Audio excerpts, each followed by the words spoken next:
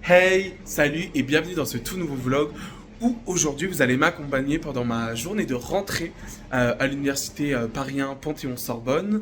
Alors pour ceux qui ne savaient pas, l'année dernière j'étais en master de sciences politiques en politique comparée Afrique-Moyen-Orient et cette année je suis en master de sciences politiques parcours conflits et crises internationales qui a un parcours en plus dans les relations internationales.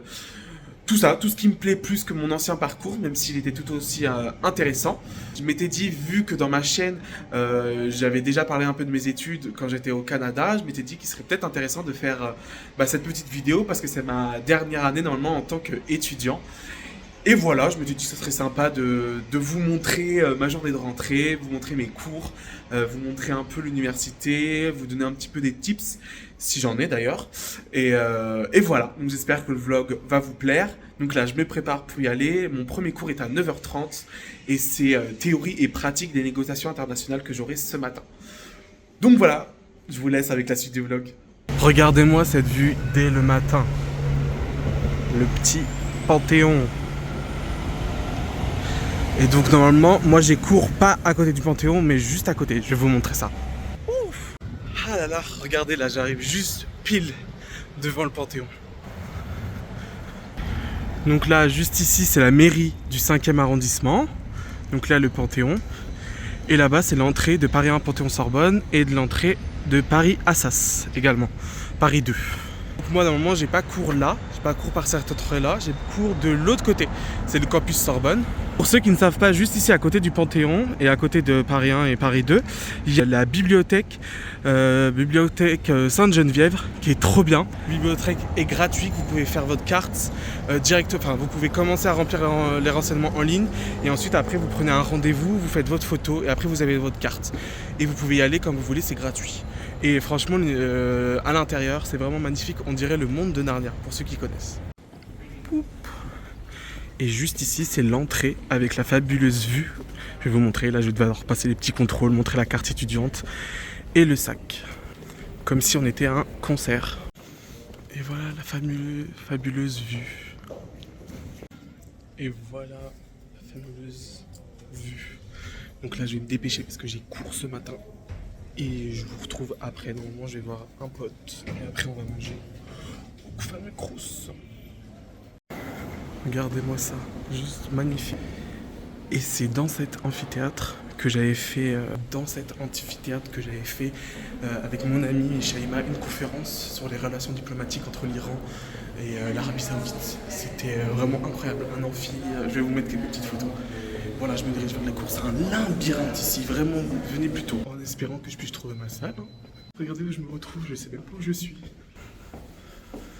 C'est bon, j'ai retrouvé mon passage. Enfin, j'ai retrouvé mes marques. Les enjeux des négociations internationales et la pratique internationale des négociations sont fondamentalement similaires à toutes les autres formes de négociation. C'est pour ça que dans mes exemples, je prendrai parfois des exemples de négociations internationales, diplomatiques ou autres, qui vous paraîtront assez logiques et classiques. Mais je pourrais aussi bien vous prendre comme exemple la manière dont mon petit garçon m'extorque des McDo toutes les semaines. Donc, parce que dans l'art de négocier, voilà, les petits sont forts aussi. Mais ils ont certaines failles dont on parlera aussi. Je ne sais pas si vous êtes déjà parents, mais voilà, on s'échangera des trucs, des astuces. Comment manger de la soupe.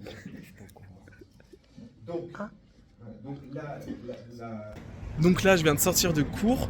C'était trop bien, enfin de la pratique et de la théorie mélangée. Et en plus, il y a des gens de mon ancien parcours de master qui étaient dans mon cours. Et donc là, on va aller manger au Crous. Je rejoins un ami qui était en licence avec moi à Paris 8 et qui est en parcours affaires européennes. Et juste après, il y a une amie à moi, Anna, que vous avez d'ailleurs vu dans mon vlog à Berlin, qui elle est à Nanterre dans le parcours transformation numérique qui arrive. Donc là, il y a mon ami Rémi qui vient juste d'arriver, je le vois arriver. Hey. Salut. Tu vas bien? Ah, ça va et toi? Alors les cours, comment se sont passés? En vrai c'était cool, en vrai c'est la rentrée donc ça commence, c'est génial. Et alors Paris 1, ça change de Paris-Nanterre? Ouais mais en vrai c'est sympa, on a des intervenants qui sont venus là de Bruxelles, donc voilà. Et toi comment ça s'est passé alors? C'était nickel aussi. Génial. Bon allez, on fait quoi là? Bah les cours, on va manger si tu veux, au Crous. On va au Crous, Ah, fameux allez. Crous. Allez, on y va. Salut. C'est la fin de ma journée de rentrée. Normalement, j'avais cours ce soir à 19h jusqu'à 21h, politique de défense, sauf que le cours est que la semaine prochaine. Regardez là, les deux filles là qui sont en M1. Je vais vous flouter. Je sais pas comment faire pour flouter, mais je vais vous flouter. Wow, t'es vraiment mauvaise. Mauvaise. Regardez. In this amphitheater, and you're going to do some shit on it. Donc c'est ici où j'ai fait ma conférence sur l'Arabie Saoudite et l'Iran l'année dernière avec Sorbonne ONU. Regardez-moi ce lieu magnifique de la Sorbonne. Regardez, les sièges là sont horribles. Tu tiens même pas quand t'es un peu imposant comme moi, gros, on va le dire les termes, ou que t'as des grandes jambes et tout, t'es serré comme jamais. Pourquoi vous rigolez là? Bah oui, ouais, non mais je l'ai dit, vu que je suis gros, forcément c'est inconfortable. Et regardez, c'était ghetto ici, les intervenants, on n'avait même pas assez de chaises correctes pour les accueillir. Je vais vous mettre des photos, c'était dingue. Regarde. Regardez, Zachary est prof. Une vraie salle. Du coup, je viens de rentrer chez moi. Je m'étais dit qu'il serait intéressant d'avoir un petit bilan de ma première journée de Master 2 en conflit crise internationale. Donc comme vous avez pu voir dans le vlog ce matin avec un peu les locaux. D'ailleurs, désolé, la vidéo est pas foufou, mais si vous voulez une vidéo plus présentation des locaux, plus visite, tout ça, dites-le moi. Je serais tenté en fait de faire une vidéo de ce genre. Donc ce matin, comme vous avez pu le voir, j'avais eu cours de théorie pratique des négociations internationales. Il y avait un petit bout de vidéo.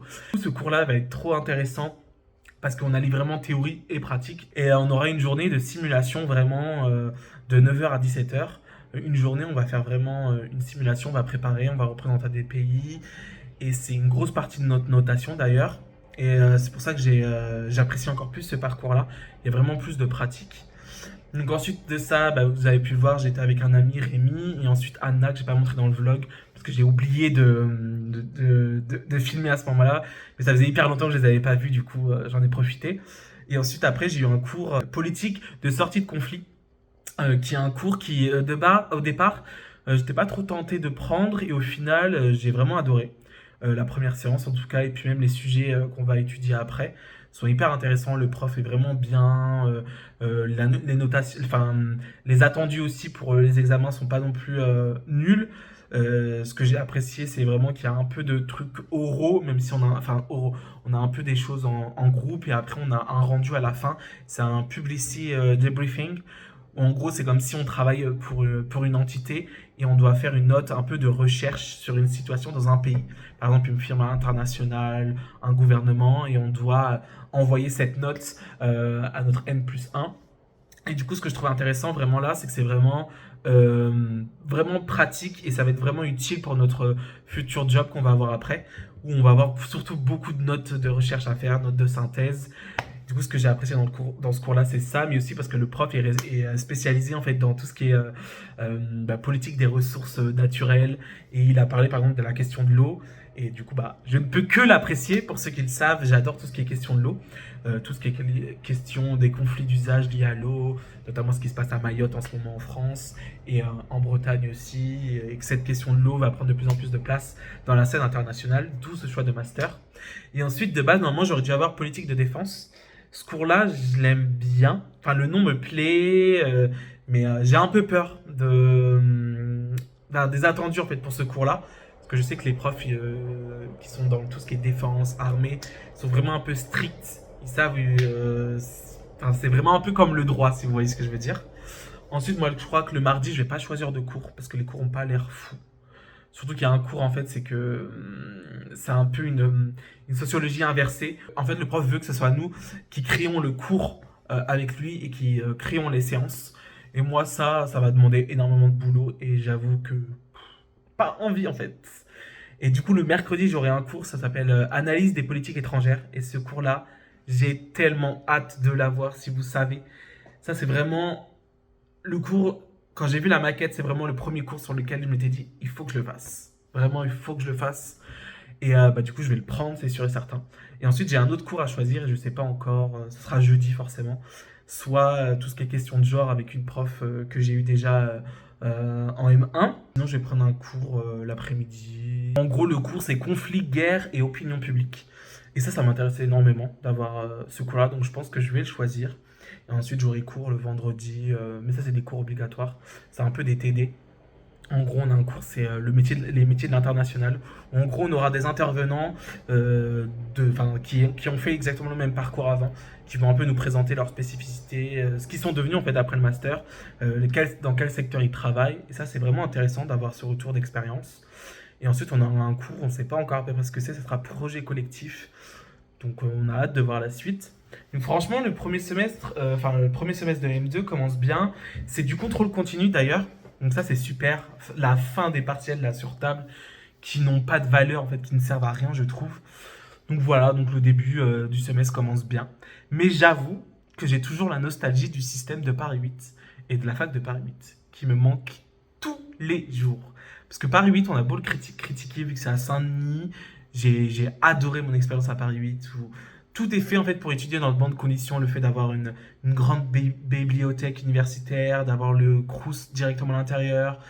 Il y a carrément un kebab dedans, il y a carrément...